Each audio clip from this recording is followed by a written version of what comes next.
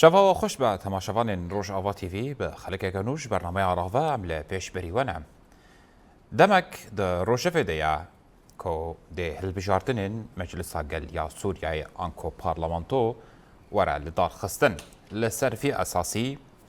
کۆمیتە تێن ئاواکردن داکۆ هەلبژاردن لە پارێزگەها حەسەکێژی وەرن لە دارخستن. لە ئالیەکی دن 24 هێزوو پارتیên کوردی لە ڕۆژئاوای کوردستانی بریا داخوایانیەکێ نەرازی بوون نیشانی هەژمارە نونەرتیا کوردان di مەجلسا گەلیا سووریایê ئانکۆ پارلەمانتۆیê دەدان. هێزوو پارتیên کوردی دەدن خویانیکردن کۆ ئێدی ڕێژەیە کوردان di nava Sûriyayê 4 ملیۆنە. ئەو ژی دێواتەیە کۆ کورد di nava Sûriyayê de 20 ji sedî nûnertiya vî welatî dikin ئانکۆ بتایبەت لە هەرێمên کوردی yên li Rojavayê Kurdistanê li ser wî esasî jî daxwaz dikin ku êdî nûnertiya Kurdan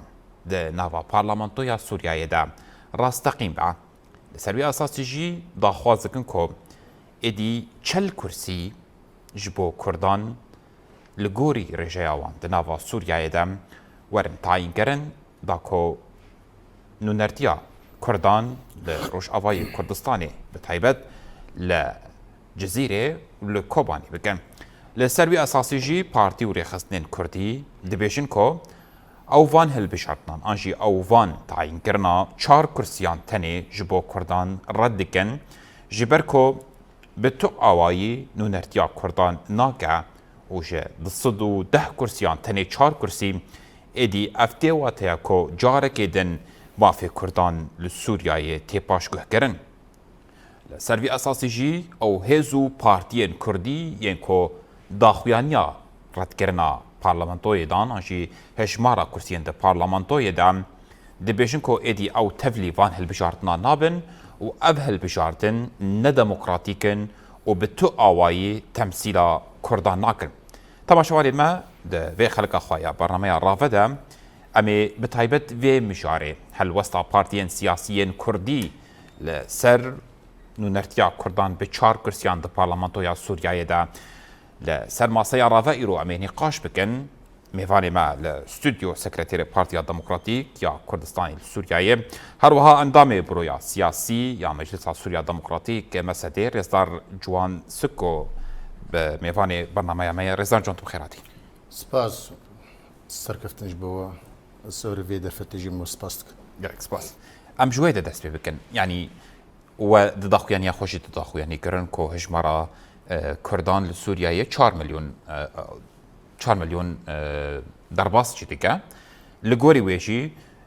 hejmara Kurdan jî rêjeya Kurdan di nava Sûriyayê de 20 ji sedî ye. Yanî her serê 100 kesî 1.7 jê Kurd e. Li ser vî esasî jî we daxwaz kir ku 40 kursî ji bo Kurdan di Parlamentoya Sûriyayê de werin tayînkirin lê 4 kursî tena xwenim. Helwesta li ser vî esasî mirov çawa dikare binirxîne. Ji xwe destpêkê em li ser wek rewşa miletê Sûrî wek Sûrî dema got miletê Sûrî derketa kolana derketa xwepêşandana ne dijî kesekî bû yan ji bo kesekî rake û kesekî dî necîbî. Yanî miletê Sûrî bi hêvîkê derket li ser omîdekê derket got karibê rejîmekî bi kamil murtekezatê xwe diktator, basî, şûfînî, unsuriyet, malbatek rêveberiya Sûrekî dikir ji bo vê derkete holê û derketa kolana oqa ked oqa xebat oqa şehîd hatine danîn ji bo rojekê miletê Sûrî azadîkê bibîne wekevîkê bibîne tu şarûkek heqîqî bibîne rastaniya nebîne got tev de pevre Sûrî ava bikin. Ne cihetek tenê xwe bibîne temsîliya Sûrî dike û miletê Sûrî dike û ew ê deyne wê biryara bistêne wê xêrî wê tenfîz bike. Em ne ji bo vê derketina xwepêşandan. Em ne miletê Sûrî ne ji bo vê derketiye. Miletê Sûrî derketiye got rejîmeke diktator bişkêne û rejîmeke wekhevî pir alî etirafê bi her kesî bike. Her mikewînî bike, her pêk hatiye miletê Sûrî bike. Ê fikrî û netewî û qewmî û zihnî em hemû pevre ava bikin. Lê mixabin بيشتي ريجيما بعث شكست ام بينن شلو هي تحرير الشام هذا سر حكم بوي عقليه جوتشاوا بشار ادارتك عيني ويجي بقيت جاي بهترجي ايدي كارتك يعني جدس فكرناوي خطيها جوهات نافي ليكر جو المؤتمر الوطني شخوره شنت جروبك دانا هدونا في قلنا المؤتمر الوطني كسكي غريب تدا حاضرنا بو هر او بخوب خوبون بيرا على نادى السوري جيكر هر ديسه تناخوكر دوفر تشكيله حكومتي جيكر هر تناخوكر ايرو هاتي برلمان جي افا بك افنا الزيرنا بيجم هالبجارتني انجمان عقلن الزيرنا بيجم هالبجارتني جبور ملت خو هالبجيري وهرن دنجي خبدن افا كرنا برلمان جداهيدنا قبلا هالبجارتنا برلمان ده هي وجداهيدنا برا افا كرنا برلمان ده هي تعيينات از تعيين نمتي دوا عينين او يسيا عينين وبرلمان هات افا كرن ابنا نراستا جبوفي ايرو اف رنگي جوهات افا كرن يعني تشتي جو كرن نتشتكي نوا ما قلت برين هاجي قافنا قالك يقولوا خراب افتنا افتشت بزانبون تنكر نش خدت تنكرن يعني نش فانا هيك هي تنكرن واش بريد في كيت نبو نعم كو هالبجارتنين ديمقراطيك ورن افاكر إيه مزاني بو كسياتين سر حكم ايرو سوري ادارتك مزاني بو تشجع ذهنيه خلفيه واكينه شقاسي ظلم برينها وبرنجكي هوفانا الملة السوري كرنا ليه امزان تشاوهات اثر في كرسي بارادك دولي كاركي هناك اتفاقياتنا دولي تشيبون كار نوابي هنا لمرحله ما جبو كارنما دي رجلات انا فيدا جبو في ابنا خوازن بكبنا الي متخوازن سر مساله برلمان باخذن بهتر اف شار كرسي غودانا ما تمثيلها مناك التجاري تمثيلها كردات تبع تمثيلها كردات ناناكي اف كردات نددكي ابنا تمثيلها كرداتكي لا مزانبن اف جبو كردات نبكي دي سوري دا رجاء كردا ايرو دبي و 1.7 يا ام دبيجن ام سري صدي بيست يك الكودي وبيس الكودي هكا مسري صدي بيس بنا كيماي جركا ايرو ام زيدي تشل كرسي دي برلمان دبن وبلا ام نبيجنا مو كرد سري صدي بيستن جو ام فجرن ديروكي ام ديروك نيفي باجاري هندرو حلبي بقرا حتى شامي زو اصول الكرديه انا عربي بيجي وجوه بجارتنا راس شبابين سوريا كراس شبابي بيطرس شبابي وكافي شبابي ازادي كبر شبابي جملتنا وين نيفي ملتي سوري زيري صدي شست جيوجي در كافي كرد وف ديروك اف ديروك موجوده من كان ديروك كسك نقارب ديروك ابليزي نيفي شامي ايرو كرد نيفي حمايه ايرو كرد نيفي لازقيه بخوني ايرو كرد حمص وتلك حمو نيفي وناك ايرو كردن او خضرت كفن بام كردن ام كردنا بس جزيرنا الكوبانينا العفرينينا او دخازن في رجاها 1.7 شار كرسي اثر ما بسبتين جبام درباسي برلمان ببن وليستكي خوبي بكن يعني انه هجمارا كردات سوري دا ايرو شقاسه 400,000 يعني هر كرسي 100,000 مثلا ايرو كرد 400,000 همش دنيا رجي بيجن والله اوقا ودنگ دا كردا وسوري دا وكرد سوري ايرو كرد سوري 400,000 باشا او 4 كرسيانه و چي باندوري البرلمان بكن قد نافد سدو ده كرسيان و ت تاثيرا به نبي باندوري نك كيف دي جيغري كي سودي جوا چار كسادغري حكومه الشاميه بس قال كرد تسودي جناغرم بالعكس زراري ويجي ببينن زرارك ديروكي وتاريخي ويسر كسي غوتي دي ايرو بجدار ببي ويديروك محاسبه يبكي بلا هر کسان به کسی گوهری تمثیلا کرداناکی ام وی زلال دبیج کسی گوته ده حاضر به تمثیلا کرداناکی تمثیلا کردا اوا گو اراده گله کرته ده به حاضر به و ته ده نصر ما وره فرض کرن اف یکجی مثلا ما يعني نرازبونا ما ورفت كرنا ما جوا چار كرسي نه بس جبو چار كرسي راس اوجي يك خاليغو دهيليغو نرازبونا ما ور ديار كرن ليه يا بهتر او وقتي جو حمشتي حاضر دكن واشترى دشين اف سوريا كمركزي اوات كن ما دعوه كريه حتى نهاجي امسر سوزا خونا مسر داخواز خونا سوريا كنا نافندي او بريار الشامي دسنن ددنا ملتي سوري وددنا كردا هرم تنفيذ بكن او اراده ملتي من صندنا نقوتنا كاون كي تخوازن نقوتنا كاون شقاسن نقوتنا قورتي ده حاضر ببن ام بافرا بريارك بصينا ميزين كرد خاصي حاضر ببن تاني واناكي اف بريار سانديا ياد دوا نمس انما قلت شار كرسينا واراده مجنينه قالك ملاحظاتي مسر هنا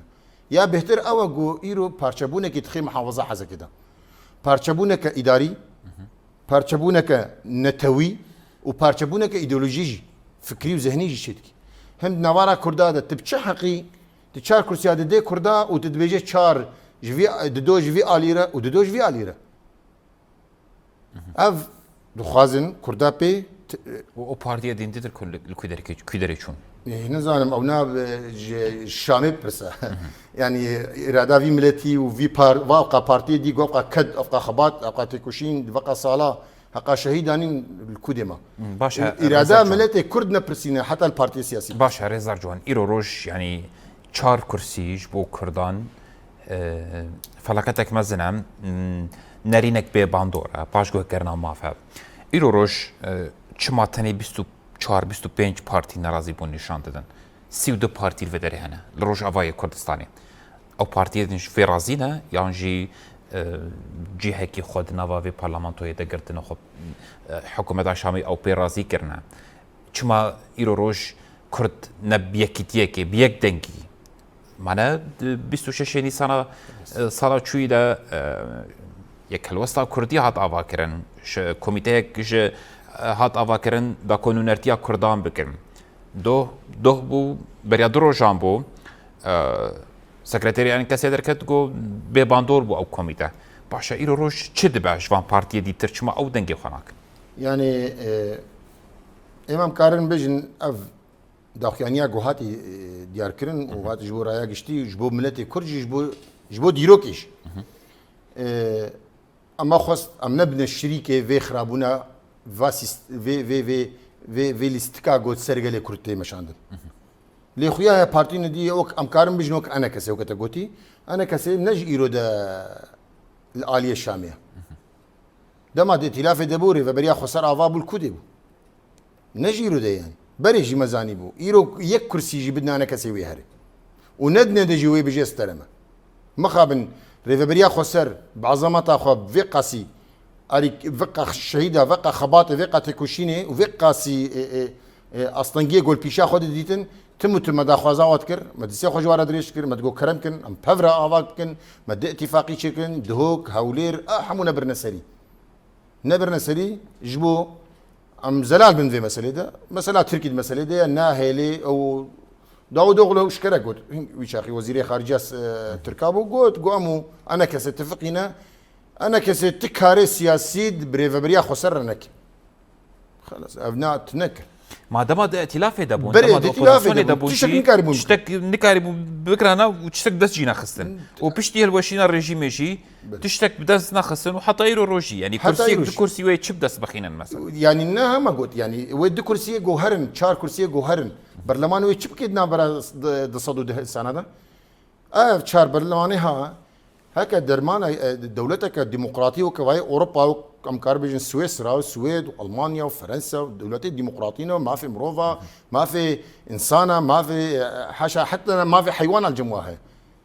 او دور ده بركي يك بيشتغل هذيك اللي بحسين زاروك شيء ملت حكومه حمود كافي استنفار لوي زاروك يدحسين بلكي الوضع شيء الجمع في رنجي في حكومتا جو ايرو افادكي اف برلماني جوهاتنا افاكرن في عقليه في ذهنيها قلت ايرو تصد بيجي تنكاري تشتكي بيجي اوصدوا دهن تصد جيبه تنكاري تشتكي بكي جبوتش هيزا كوك هيزا قصدي بعظمه اخوا في قاسي كت وخباط وفي هجماره بر وفي اراده اخوا اللي قصدنا الاحسان ها قصدنا الاحسان دنجي ملتي كرد 4 مليون كرد نحسن ويش دو احسن البرلمان ده وبنكاون شو تخوازين قال لي كرد شو تخوازي كرم كان ورا مصر ماصيه ما في وبدنا افنا راسته يعني اي ما غايتها ما جي جوهري برلمان نه بس انه والله كرد يرد برلمان دنا اف دخوازن جولاني بخنا احمد شرع جهك دولي اقليمي هنا هاريكي علي خد حركه يعني دبي جولاني ببي احمد الشرع دبي دركبي قبول ببي الدنيا ده الرجلات انا فين ده اف انسانك توافق كسوري لسيرفي انسانيه حتى نهال سرما كردا دسكنن وسر حسابي كردار وياخذ بيش افسر حسابي كردايا نم فيد بيجن سر حسابي كردايا مخابن هنك بارتي مي كردي وك انا كسي يرو تكفنا ويلس كده اريكارم في سياسه هارا وقت قلت يرو كرسي قبول دكي جبوت زانبي او نا كرسي تدبي ويصبا صياغه الدستور ويج البرلمان درخم لجنه صياغه الدستور يقول هام دو خازن بيج دربي برلمان بي دي بيج دربي برلمان بي كونغري كي نتويد بيج دربي برلمان بي ملتي سوري حمول هذورون بيج دربي برلمان بي او حصرنن ايرو برلمان زيدي هاشتيجي احمد شرع تحدني وقريدا يخص النابن وبكيدا فقريدايبي قريدايبي هي تحرير الشامله هناك يعني سريع الصدى تنكر بين كونغري كي اجتماعي شكي تنكر بشريك دستور بي تنكر بتثبيت ما في قال كرد الدستور ده بكي تنكر بي يعني مرسومه كي تاني سيزده هذا الخصي جبو زمان كردي جبو كردا وجبو اعتراف كردا وجبو ناسنما كردي هكا كاربن ويتند اثبات بكن الدستور ده بلكي او جيوك او ليستيكا كسياسي بي كاربن في تثبيت بكن دستوري نودا اما زيدي بينينا او مرسوم جي ملاحظات ما قالك سرحنا يعني او مرسوم جي نص صديه او مرسوم جي حتى انا هذا بيجي زماني كردي زماني اجتماعيه ايه بخويني نخويني من مشكله نينا بس افا امام زماني كردي زماني كي فرميه سوري ده دبي جواز سفرات سوري كردي وعربي سرهبي دبي مدارسي ما كردي وعربي سرهبن دبي بارزقها حسكي بكردي وعربي وري نفساندن مديرياتي ما حمو كردي وعربي نفساندن نبس تاني ارماتي واجدر بكردي وعربي نفساندن دبي بلقيه وا حموجي بكردي وعربي بن او تاني تيريناكي جو بس ارما تاني بكردي بي جو هندرو ده وبلقا ده وسائق هذا كردي وعربي نبي ام في دخازن او مرسوم جي كيما او دخازن هرن في ليستكا فاس سيستما جو او دخازن افا بكن او شريك انويدا نما قلت ديروك ايه محاسبه وابكي او تمثيلات كرداناكن شما بارتي وقلب خو محاسبه وناكن ايرو روج بارتين يعني دبن يكتيان اجتماعي دل فيدري برن انكاسيت نافا خود چم بارتيان دغيره ايرو روج هزا حري خورد يدفيدري ده بارتين كردينا و كرد بخونه چما او خود دنگي خل هم بري فاندر ناخين ايرو روج اف بارتين كو باشخانه ويجو خويا والسر حسابك دكرسيان وما في قالكي بتباهي اخو بمبي بكن وما في بهلن وعلي كاربن بفي حكومه عدم كيرك وما في كردان باشكو هبك كودي سا او اضطهاد بري فكر السر او ديتر جبو خاطر دكرسيان باشا ايرو روش شما بارتي يعني بارتي هذا حري خورتيه كو ايرو نونرتيا كردان دكن وجواك بخوش مال بري فارانا شخم في خوازن يعني دا خويا نيامش بو في بو قال كرد ناس بكي شي سياستين مشاند وموقفي ما هالوسط ما تشنا بامبري فاهل بجارتنا جبو في جد بي قال كرد دروج افاي كردستان ده ايدي سربيابي نماد من شري تشكداري وتفنجي داويبو ايرو شري سياستيه دبي ام حمو ملتي كرد بيشا فاليستيكا بسكنين ندركنا خو بيشاندانا ام كولانا بن ام بدنا ديار كرين وكا تشاوا بريا دمك يجي ديسا خو بيشاندان تشيبون وجبو زماني كردي ام بوي هيزي بوي قوتي دكنا خو بيشاندانا بيجن كسد برلماني تشويس برلماني السوري تمثيلا مناكب او دخوازن ما فكي سر اخا خويا ديروكي تنبكن چما داخو يعني يك فيشي ويدرناكه كسكو ايرو روش نونرتيا كردان انجي بقاشو بسرناوي كردان د برلمان ده جه خو بگرن نونرتيا كردان اكن چما بارتي وهزن سياسي ما داخيانا خود قلت ما داخيانا خود قلت ما قو كسي جوهري برسياريه كديروكي دراجيه ده وديروك محاسبه جيبكي او تمثيلا كرداناكي او تمثيلا جهتك خودك شخص خودك ما في خودك بدريا خورب شوازك او درباس بوي دكي لي او يا كرداناك برسفا قال كرد او دبي ايديا ممكن تكرم كري قوتي مدركفنا كورانا بدنا ديار كرن جو اف كاسد في برلماني ده تمثيليه مناكي ام نابن الشريك واليكاري في خرابونا قول سر قال متبي اف تشاكرسيها ن غوري وي خبات وتكوشينا قول ملتي مكري خلابه 14 سال هذا نغوري وي 20,000 شهيد قوم ايرو دان بالرقه دو ديريدا وحسك دا ودبر ما في ملتي سوري ده مدايا مجبور سوري ده ام سورينا مدبر سوري ده مدبر كسي ده ايرو سوري تي في ليستكي هاسا سريمه دقي يعني عيني تشاوا دماغو كرداد حفتي بنجاد الايراني شاهي ايراني دانا شكاندن وكرد ده ايه اساسي بنقو شاهي ايراني دانا شكاندن الرجيماوي دانا عردي بيشتي تشاوا هاتنا سر حكم بشتا خدانا كردا وكرد بحربان بيتنمان ايرو عيني او سيستم او سياسه وسياسات قال كرد بن مقابل هناك جماعه كردا وك انا كسي جد بن الشريكه في اف سياستي هال سر مورا مش عندنا يعني تشلو دبي شريكه كسين قوت تندك تشلو دبي شريكه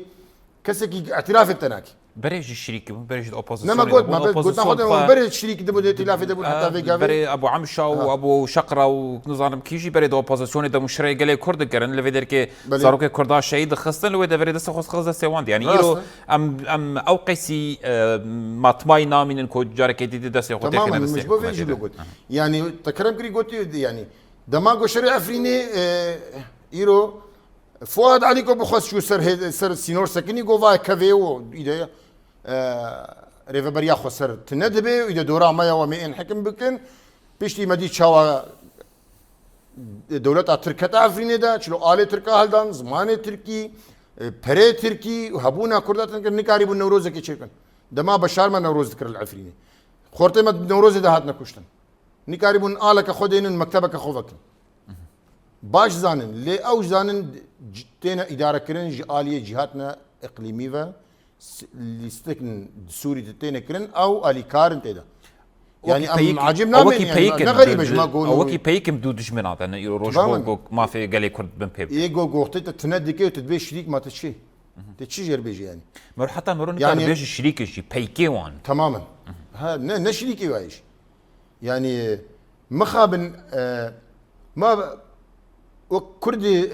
روج افا ما هيفي جديد بشتي وي كونفرنسي 26 نيسان مديت اصلا قالك هب قالك هاتا كار هاتا كرن جو ام كاربن وي كونفرنسي ببن سيدي تم بوي عقلي اخو بوي ذهنيه اخو دخسن قال كرد يعني انا كاسد جو ام سري صديق ايرو جد بيجن ده جي جوتن فؤاد عليكو دود قد امو بيادات تمثيله حشتيج صديق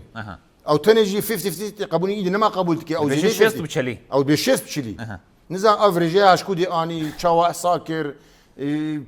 شكودي قها مانا حتى دوبو افيرو سيده شارطه صالويه لاوروبا والدنيا ورجال كردات حدين وخد حدين او نكاري في فاليستكا بس يرو الي كارن بحكومتها شاملة اف حكومتها شامل فاتشار كرسيه او كونفرنس ما يبيش توشش نيسان تنكر محمد اسماعيل در كفيد بيجي مخابن اف كونفرنس نغو بيوم مخابن جنا بيجي مخابن بيف كونفرنس تنبو خلاص راست وراسته جوتي افابو حتى في قافي بكي دي جي نكرنا ويروجي سكرتيري بارتي بيشفرو رضا احمد سليمانجي داخو يعني كرن كوش تدويش صباطي دا تل جيفين جبو في كوميتيا الشاندية كردي نهات يلدار خستن و انكسب بالتواني جدا خاصن كو خوش في كوميتي بكشينن او داويا داويجي جبو چند كرسيان د نوا پارلمانتوي دا انشي جبو چند تعيين كرينن اندام خود نوا حكومت دا ايرو روش خور او حجديد كو خوش شانديا كردي وكشينه باشا قالي كرد جدس بيك دا باوريان بانكسيت نبوكو ادي وببن بشك سركه ديفي كوميتيا يا شانديا كرديه يا كريزيا كردي دا ودانو ستاندنج بو ما في قالي كرد او بكم باش ايرو روش شما او قيس بندواري هبو جعلي قلبه كو اف كوميتا بكيجه سري ملت ما ملتك براسي فذكاره ام براسي بيش وقالك عاطفيه بعاطفيتي يا اخوان ام قانا ذيك قناغه قنها امتد ملتي مجي عيني افا ملات لازم باش زاني ايده زاني جو مجلس وطني كردي تمثيليه قال لي كردناكي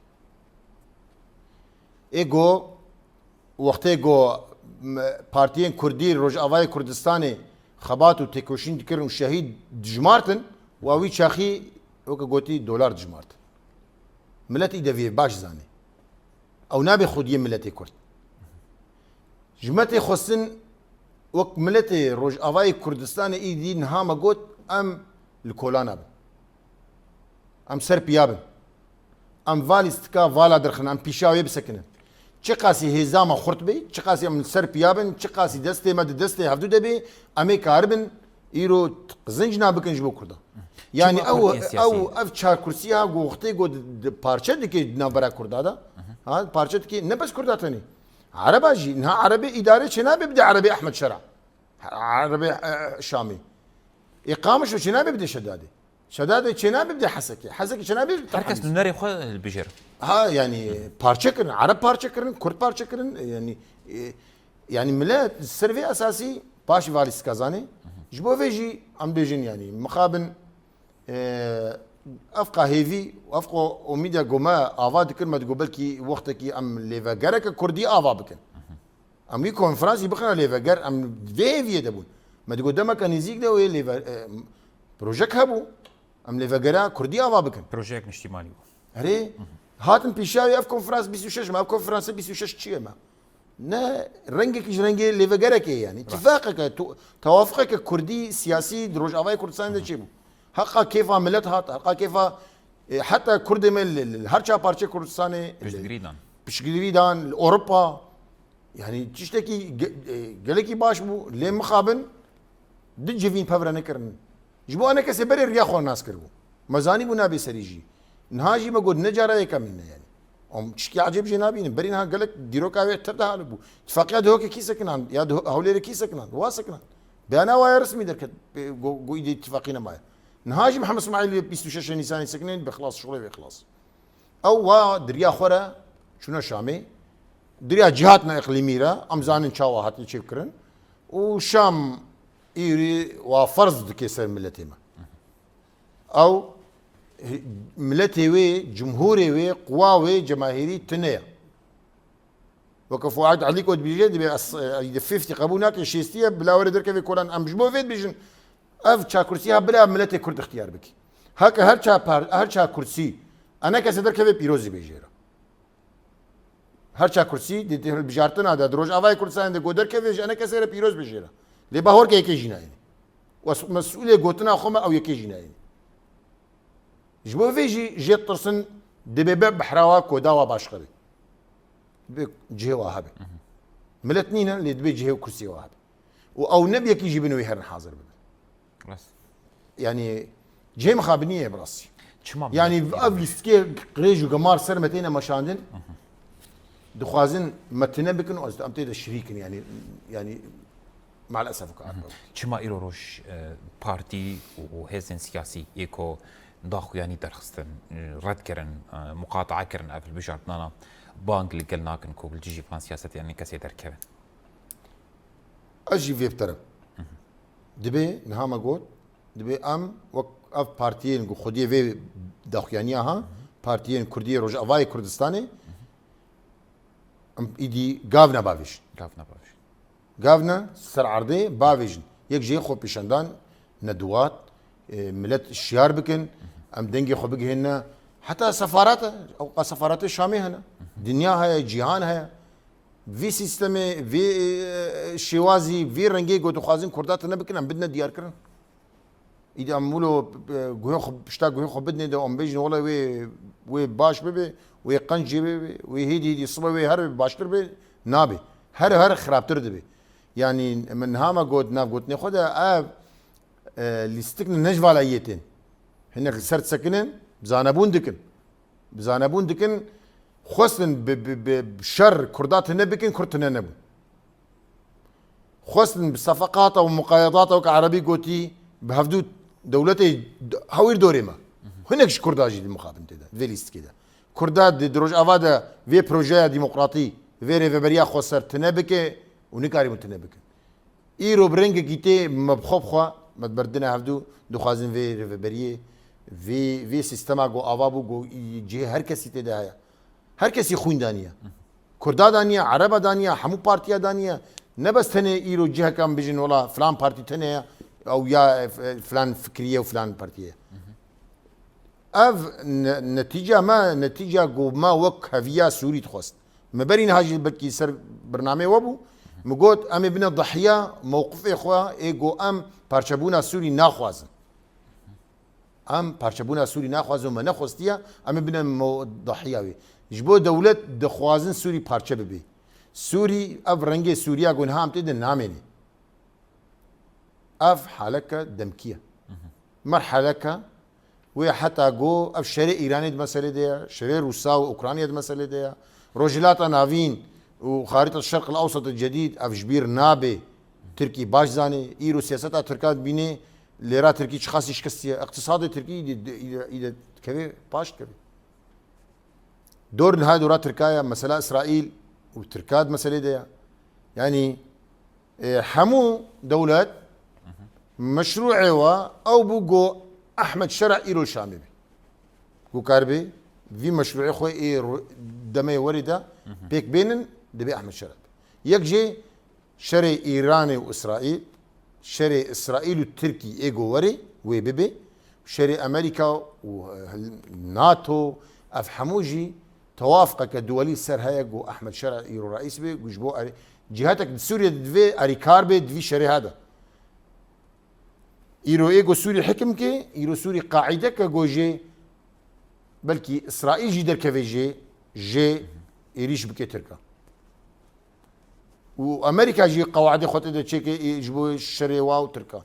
وشري ايراني جي عيني افا مساله جبو فيجي يعني امزان احمد شرع شواهات نعم هناكي بلكي ما اذا زلال كر ملت ما دبي اذا ام وقت قوتي ام وك حركه سياسي كردي غافنا بافيجن بروجيكت بيشا خدينن روجانا ام سر بيابن ام بيشا فا موقفها بسكنن ام زلال بيجن ملتي خوا بدنا ديار كرن ام موقفي خوجي دنيا يجي بدنا زلال كرن تشاوا حكومة جوهاتي وفرض كري لسر سوري ملتي سوري شبريارة الصيني وتنبونا قال كرد الصيني يعني أفجمتي خصن لي مخابن أمكارن فيجي بيجن شكرا يعني بارتي مي سياسي كردي جي ندوي أستا جو ملت راضي بك شما باندورا وانت نيا يانجي دنجي وانت نيا او هيزا قول سر هافن قو كاربن هيزا خو خرط بك ام فيد بيش او هيزن سر هافن ام لا سر هافن قوم سر هاف دابانا وي احمد شرع وي نتشار دابانا ما باورك وي تشلج دابانا ما ما نجي نهم وي تشلج دابانا ما قوم سر هاف دوبانا وبلكي ما بتشليجي قبول كربان اما قلت بان الا اصول الكرديه جي بي فكر الكرد هذا الاستكي دولتها صار متين مش يقدنجي كردان تنيه جبروي باشكو كرينا راست حتى كان جيبي ولوبه ام تشبيجن يعني مخابن يعني حتى كان جيبي جديرو كيف حتى ايرو روش بس يعني ايرو درفت افسي 14 صاله اذا ام خوب قريفد بن اف 14 صاله ام دولتهم بس بلكي باسبورتا ما نبو ما اداره خدكر هجمه عسكري امني سياسي دبلوماسي ام دولتك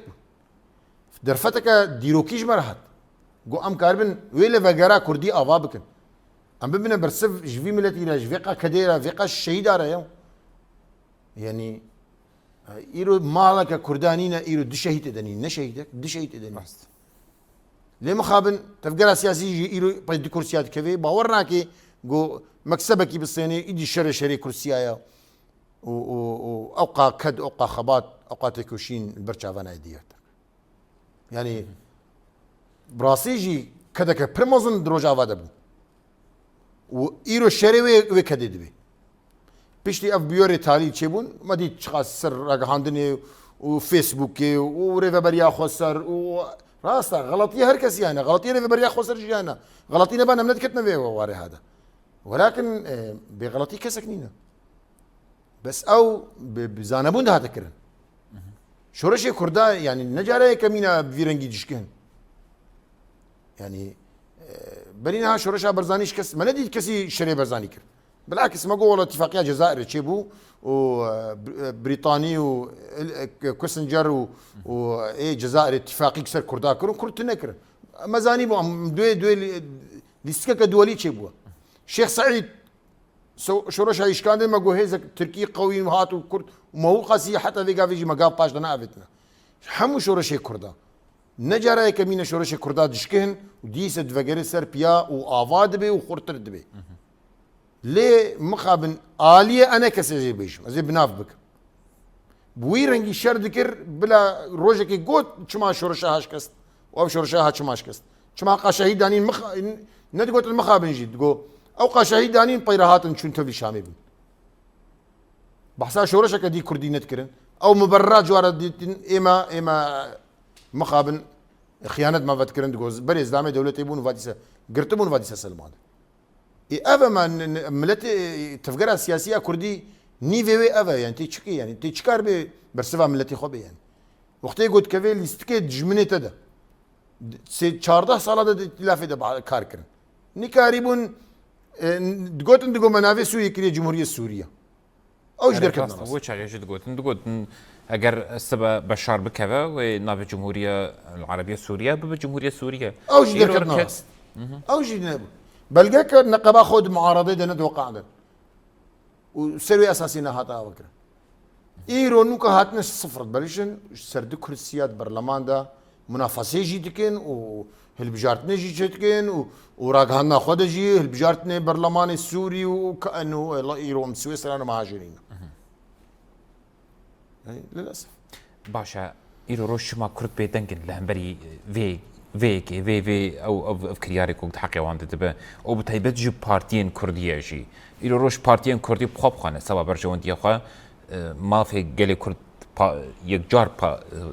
باش جو هدكن جبو دو كرسيان ايرو و مستقبلي قال لك بالتواهي جهولي راكن كرد شما ايرو روش لهمبري وان بيدنكن يعني نتني بارتي جواك بخوا شما ايرو روش لهمبري في كراناب ومع انه جواك بخو باشخانه في ناس كبيتشي راست انها ما برين هاج دي بدنا قلت ناخذ قلت يعني مساله اف بارتي سياسي كردي تخست اف مسؤوليه هاج جمتي خست دبي ما خصتي بيشنج جبو في ملتي دبي ام ريفابريا في ملتي بك اف قاف جمتي خست نقول ام بيجنا ملت ايدي دركفنا كولانا دركفنا ملت بيجن اف كاري خرابه وبيشاي بسكن ام بيجنا ملت اف فيرنجي كارن خراب سروتين مش عندن هبونا واد سر اخا ويا ديروكي ايدو تهديد به زانه جو تشارج صديق جو هرن دو جي ام بيجن دو بلا تشارج هر تشارج انا كسيب ها ما بري نها ما بحسك يعني او تشارا كسيها وتثبيت ببي برلمان السوري دا ايرو نسبه كردا افا هي تثبيت ببي خطرك تاريخيه وديروكيه يعني قورتنا ديموغرافيه دا سوري تشل به حقائق ديموغرافيه سوري دا ونضاد بي شركتا راسيانا ونضاد بي اقصاء وتهميش وانكار يعني نظامات بريد تي مصر يعني شبوفي يعني ما جمتي خصن ام جهالو بترقا فابا فيجن يعني ام شيار بن ام ملتي خوش يار بكن السراق هاندني بيل كولانا بيل درابي ام بدنا خويا كرن هاما قد مسألة سلكي دبلوماسي بي الدنيا بي فالي كرداس برن يعني بلا كرجي ويقاسي خص فيك ما يزين يعني باش يعني ام دبيجين معنويات كردا بلا تموت منش كستنا كسكين قريب معنويات كردا بشكل مخابن ايران بينه هناك حتى في سياسي كردي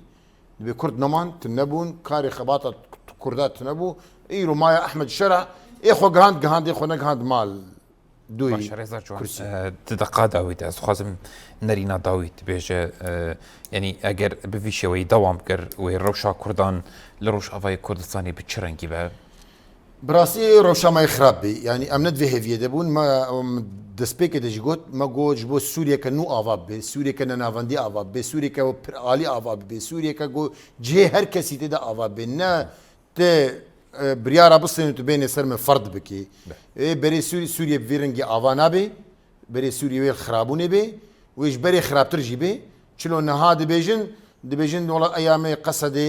ام بوشمان بون ويل فيجي بوشمان ببن براسي جبوفي ام داخواز دكن حكومه شامي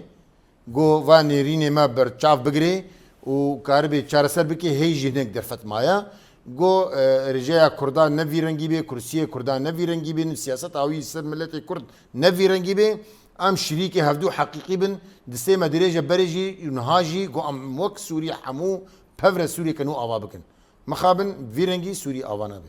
گەلێک سپاس سەکرتێری پارتیا دموکراتیک یا کوردستانی سووریایی هەروەها ئەندامی پرۆیا سیاسیە مەسەدێ ڕێزدار جوان سکۆ لە سەرداینە دەرفەت و وانەرخاندرا سپاس ورا سەرکەفتنج بۆرە گەلێک سپاس